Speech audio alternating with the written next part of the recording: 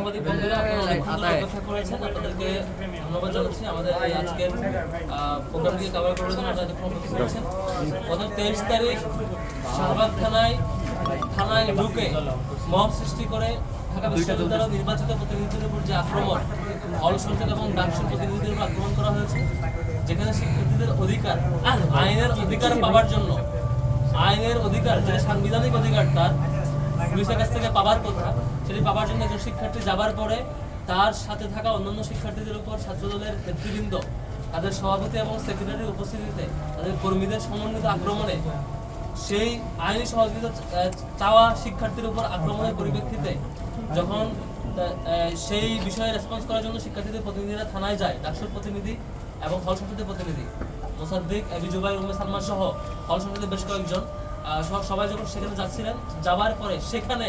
ওসির সামনে, পুলিশের সামনে, থানার ভিতরে মব করে সন্ত্রাসী কায়দায় হামলা করা হয় আমাদের প্রতিনিধিদেরকে। তো সেই প্রেক্ষিতে আজকে 96 ঘন্টা পার হয়ে যাওয়ার পরে বিশ্ববিদ্যালয়ের মাননীয় উপাচার্য মহোদয় এখন পর্যন্ত দৃশ্যমান পদক্ষেপ নেননি। আমরাও সেই